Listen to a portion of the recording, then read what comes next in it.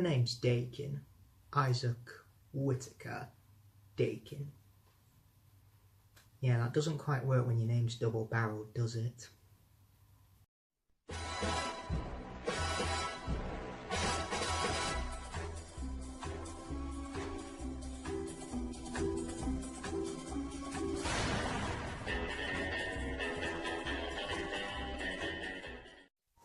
James Bond was created by author Ian Fleming in 1953, making his literary debut in Casino Royale.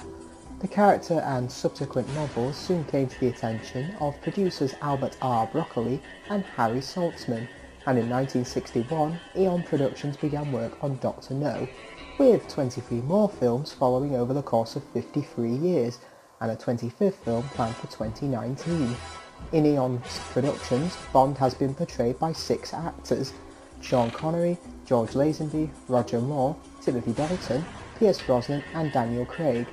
Bond has become one of the most iconic characters of fiction, with audiences enjoying Bond, the girls, the sets, the stunts, the cars, the gadgets, the locations, etc. And today we're here to count down my 5 favourite films of Bond, so let's not waste any time, grab your martini, shaken not stirred, and let's start the countdown. Number 5. License to Kill. This movie is very different from what we're used to in the Bond formula, for example. There's little humour or one-liners from Bond, there's no villain with a deformity planning to take over the world. This is just Bond put through hell. Now, after an incredible pre-title sequence, the plot involves Bond and CIA agent Felix Leiter arresting drug lord Franz Sanchez, who is later broken out of prison by his cronies and takes his revenge on Leiter by feeding him to a shark. That sounds silly, but it's quite shocking. Now, angered and filled with vengeance, Bond goes rogue and plans to take revenge on the drug lord once and for all. Now, while there is an evil scheme to stop here, the movie never shies away from the main conflict, which is Bond's vendetta against Sanchez. The movie really shows how far Bond is willing to go, even getting his license to kill being revoked by his boss M. And this is Bond at his most serious, but you still remain on his side no matter what, because he can be really ruthless in this movie, Bond, but you do know he's doing this for the greater good, as Sanchez is a far worse villain. And production-wise, this movie gets top marks due to brilliant stunts on land, sea and air. Not to mention, this is also Desmond Llewellyn, who plays Q's finest hour, even going out in the field to help Bond complete his mission. And while he is there to provide humour, it really adds a deeper level of care to Bond and Q's relationship, as he's more than the man with the gadgets. He's more like a father figure to Bond. You may find this a bit controversial to say, but this movie made Timothy Dalton my personal favourite actor to play Bond, and I find it a huge shame that he only did 2 films.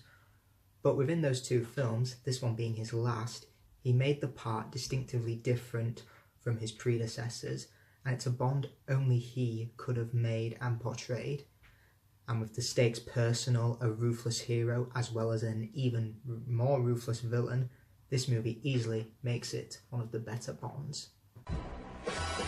Number 4. Goldfinger. While License to Kill changed the Bond formula around, this movie is commonly referred to as the one that set the template for future Bond movies to follow. For example, having a cold opening, a title song, introduction of villain, M giving Bond his mission, Q giving Bond his gadget, Bond discovers villain plot, he encounters a sexy woman, Bond defeats villain, and then makes love to said woman. This movie really did set the template for future Bond movies to come. The movie's plot involves Auric Goldfinger, yes, that is his name, planning to detonate a radioactive bomb in Fort Knox, leaving the gold contaminated, and it will increase the value of his own gold. The plot is fairly silly, and not meant to be taken too seriously, but the movie even admits this. Heck, the girl is even called Pussy Galore. Yes, laugh it up. When she's introduced, Bond simply sinks back into his chair and says, "Oh, I must be dreaming." Furthermore, the villains are excellent in this. Goldfinger is very charismatic, but he's also very ruthless, and the iconic laser scene is a primary example. Do you expect me to talk? No, Mr. Bond, I expect you to die. Plus, his henchman, Oddjob, never says a word, but he's very intimidating and a big physical threat to Bond, and that's kind of cool when you consider he uses his top hat to kill people. No, not making that up. Connery as Bond is also fantastic. He brings that confidence, masculinity and sexiness to the role that he's so famous for. This is Sean Connery as Bond in his prime. Goldfinger as a film also upped the action from Dr. No and from Russia with Love by providing a really explosive, huge climax at Fort Knox. With iconic imagery and scenes that are recognised in pop culture even today, Goldfinger is a landmark film that easily makes this list. Number 3. Goldeneye.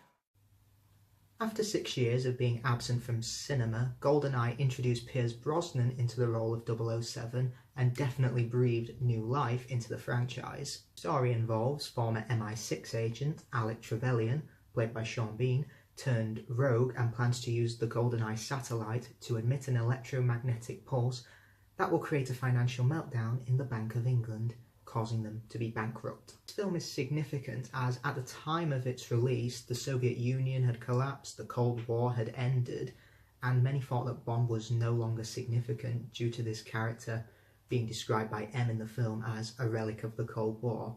But with Brosnan's interpretation of 007, we got a Bond that incorporated elements of the past, but was also a fresh new face for the future, ready to tackle anything that was to come. Brosnan incorporated Connery's sexiness, George Lazenby's vulnerability, Roger Moore's humour, and Dalton's intensity, but even then, he managed to take all those elements together and make the role his own. The Bond girl, Natalia, is also fantastic, being smart, resourceful, having great chemistry with Brosnan, and just being an all-round likeable character. The villain is also updated, as he starts out being an ally of Bond, and while it's only for the opening, you can tell that Bond and Alec have a past together just from their interactions in the cold opening, and it makes it all the more shocking when Alec reveals his true intentions. And while his story doesn't really add up when you think about it, he's a very interesting concept for a Bond villain, and that's what makes him a good update. With a fresh new lead, a likeable love interest, a great villain, Goldeneye looked to the future for 007 while also staying true to its roots. Number 2. Skyfall. This film was released to celebrate Bond's 50th anniversary back in 2012, and similar to Goldeneye, it questions Bond's relevance in the world, both from a character and a franchise point of view. As with cyber-terrorism becoming more common in the world, is there any need for a trained killer being the one to save the day? The answer to this is yes. Not only is the story fresh and new, but as it's an anniversary film, it also subverts the cliches of the series. For example, the villain, Raoul Silver, is a cyber-terrorist, an antagonist Bond hasn't really come across yet in the series, but he carries scars of the past both physically and mentally, like Bond villains in the past. Unlike many Bond films, Skyfall doesn't really have a Bond girl in it, but you can argue that it's M, played brilliantly by Judi Dench, as their relationship is done brilliantly here, and you can see that they do depend on each other. Furthermore, Q is reintroduced, played by Ben Whishaw this time, and they made him a slightly more geekier version of the character, while also feeling like a youthful version of the character Desmond Llewellyn created. While Skyfall does subvert these cliches of the Bond franchise, it also doesn't forget that it is an action movie, and it has brilliant action in it, with the train sequence being one of my favourite Bond action scenes. Daniel Craig also excels as 007, as early on in the film he goes for a symbolic death and resurrection, almost like the franchise. With callbacks to the past and future, Skyfall is quintessential Bond. Number 1.